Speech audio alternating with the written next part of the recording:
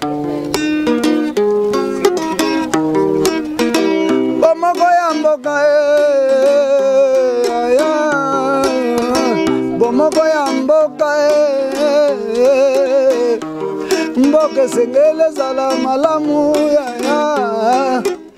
Jésus Bénédicte vous présente ce téléjournal. Bienvenue à tous. Bonsoir mesdames, bonsoir messieurs, merci de nous choisir pour vous informer. Ouvrons ce journal avec ce face-à-face Félix Tshisekedi et Rory Stewart ce vendredi 10 novembre au siège de l'UDPS à Limete. Le ministre d'État au département de développement international et ministre d'État pour l'assistance au Royaume-Uni a pris langue avec le président du Rassemblement sur la question des élections attendues en RDC d'ici à 2018. Noël Akambacha. L'entretien entre le numéro 1 du Rassemblement Limité et le ministre d'État au développement international et ministre d'État pour l'assistance au Royaume-Uni a tourné autour des élections en vue en République démocratique du Congo. Pour Rory Stewart, c'est possible que la RDC ait ses élections avant fin 2018. DRC is not exceptional. L'RDC n'est pas un cas exceptionnel. On doit reconnaître qu'il y a d'autres pays autour du monde qui sont beaucoup plus larges, comme par exemple l'Inde qui ont plus que 900 000 bureaux de vote.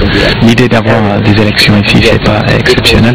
Il est tout à fait possible d'avoir des élections d'ici fin 2018, et même le ministre pense dans son opinion personnelle, on pourrait les avoir encore plus tôt. Mais pourtant, nous avons une date, donc aujourd'hui, il faut absolument qu'on procède directement à cette date.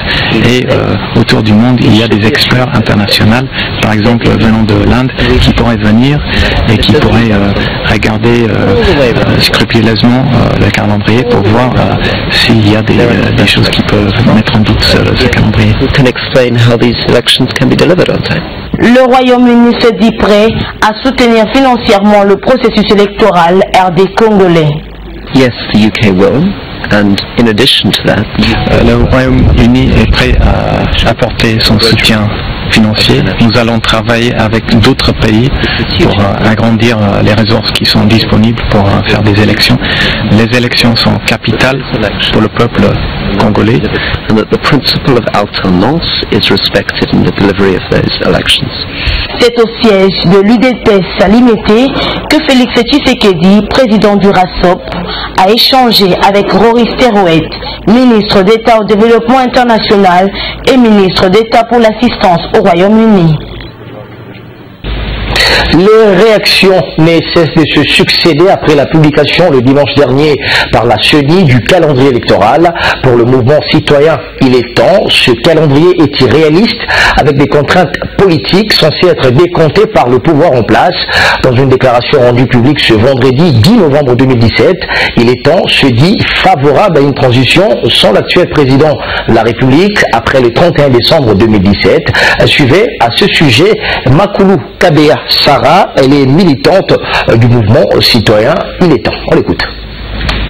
Les mouvements citoyens Il est temps a appris avec annoncé la publication de ce 5 novembre 2017 par la CENI d'un calendrier électoral projetant le 3 scrutin le 23 décembre 2018. Après lecture de son contenu, Il est temps ne trouve rien de surprenant. Il est temps constate que la CENI est dans la MP, c'est qu'un fils est sur son père. En effet, il n'est plus qu'un secret de nos jours de connaître le rapport tant formel qu'informel qui régit la CENI supposée être indépendante et la MP. Pour ce, tenant compte de la volonté manifeste de violer la Constitution et l'accord de Saint-Sylvestre, de l'instrumentalisation de la CENI par la majorité au pouvoir afin d'instaurer la dictature, le mouvement citoyen Il est temps rejette en bloc ce calendrier fantaisiste, insultant et révoltant publié par la CENI dans le but d'endormir la population. Il est temps considère cette déviation de la CENI comme une provocation et un manque du respect envers la population congolaise. Ainsi donc, afin de promouvoir la culture de l'alternance démocratique au pouvoir, il est temps s'inscrit dans la voie d'une courte transition sans M. Kabila après le 31 décembre 2017. Il est en appel à un pacte national de toutes les forces vives de la nation pour libérer la RDC de l'emprise dictatoriale de M. Kabila d'ici le 31 décembre 2017. Voilà, madame, messieurs, vous le savez peut-être, plus de 50 maisons s'étaient réduites en cendres le lundi dernier aux environs de 20 h au camp Kabila. Nous sommes dans la commune de Lemba. La réaction du gouvernement de la République ne s'est pas fait attendre ce vendredi. Son représentant, le ministre d'État en charge du budget, Pierre Kangoudia, qui s'est fait accompagner par quelques autorités tant civiles que militaires, a apporté un soutien aux sinistrés du camp Kabila. Les détails avec Malingala Bouloumé. 3 jours après l'incendie, plus de 50 familles sans abri au camp Kabila ont trouvé ce vendredi une lueur d'espoir. Aussitôt arrivé sur les lieux du drame, après un accueil chaleureux, Pierre Kangoudia s'est tout d'abord entretenu avec les sinistrés. Ensuite, il est allé directement à l'endroit où a eu lieu l'incendie. Un constat amer car il y a eu des dégâts matériels énormes. Heureusement, aucune perte de vie n'a été enregistrée. Pour compatir, au nom du gouvernement congolais, le ministre d'État en charge du budget n'y était pas allé main vide. Dans sa gibecière, des lits, des tôles, chevrons, des clous, des sacs de ciment, maïs et riz et j'en passe. Pierre Kangoudia explique.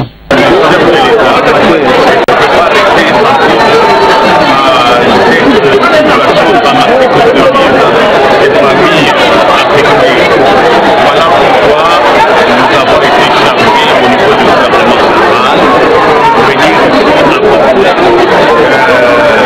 contribution du gouvernement au nom du chef de l'État afin de soulager les personnes civiles. Émus par ces gestes, ces habitants du camp Kabila ont exprimé leur gratitude à l'endroit des autorités congolaises.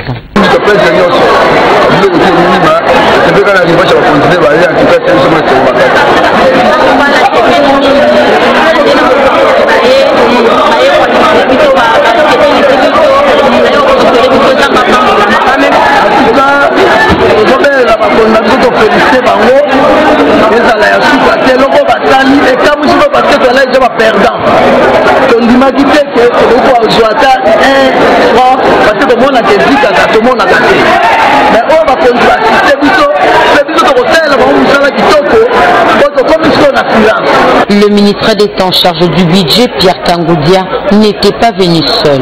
Il s'est fait accompagner de plusieurs autorités, tant civiles que militaires, dont la ministre provinciale de l'Environnement et le commissaire provincial de la police, ville de Kinshasa. Voilà, en sport, les léopards de la RDC reçoivent l'équipe guinéenne ce samedi au stade des Martyrs dans le cadre du match retour de la dernière journée des éliminatoires de la Coupe du Monde Russie 2018. Les Quinois interrogés à ce sujet ont tous pronostiqué en faveur de la RDC, tout en croyant encore à une qualification. Ils sont au micro d'Anne Bianga. Suivez.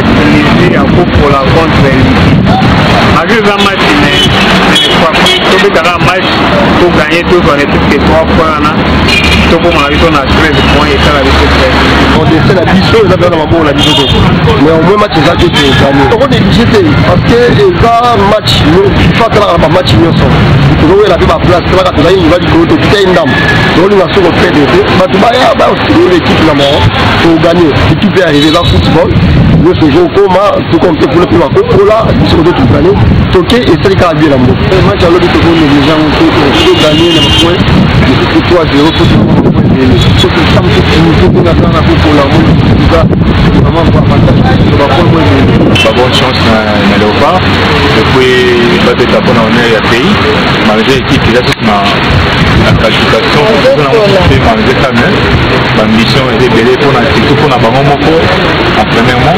depuis Canezoya. Je sais que quand tu as les photos marquées, ne fait que 2 ou 3, 4 même, ce qui vous qualifie mon année, ils auront mal. En tant que Congolais, amour au pays, de pouvoir gagner 4-0.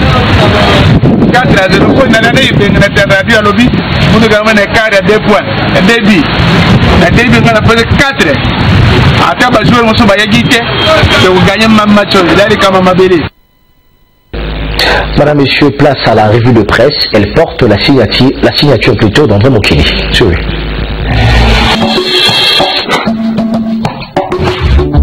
Bonsoir. L'OIF promet d'accompagner le processus électoral congolais, titre l'avenir pour le quotidien.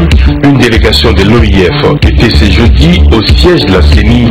Le chef de cette délégation a félicité la centrale électorale et particulièrement ses membres pour le travail abattu.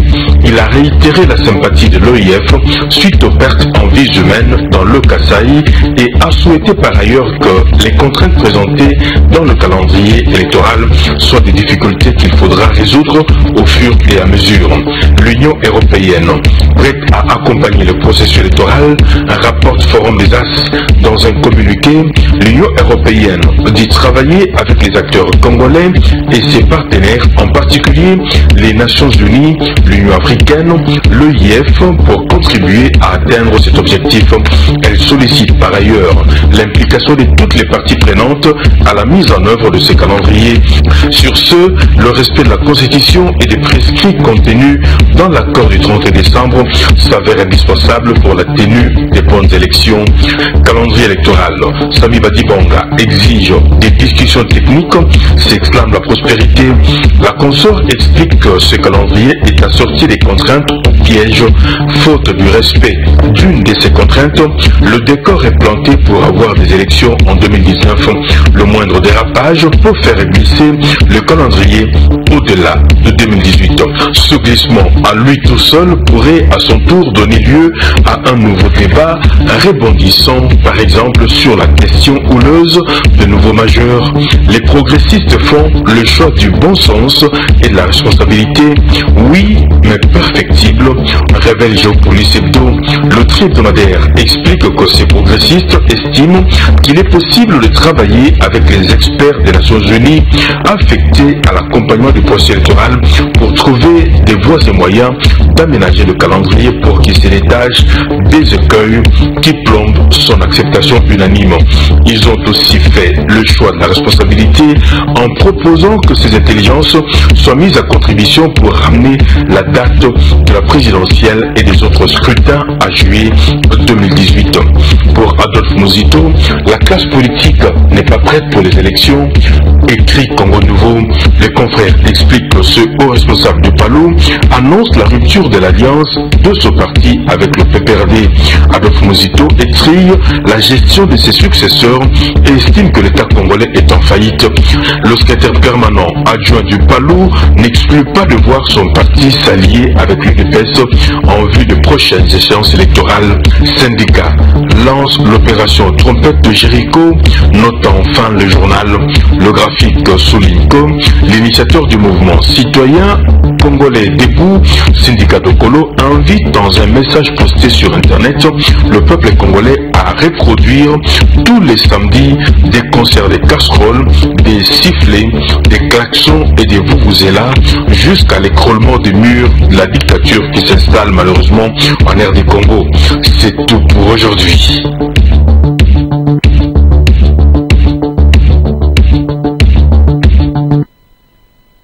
Ce journal est terminé, il a été réalisé par Freddy Kipimo et Gilles Chibamba. Madame, Messieurs, merci de l'avoir suivi. Au revoir.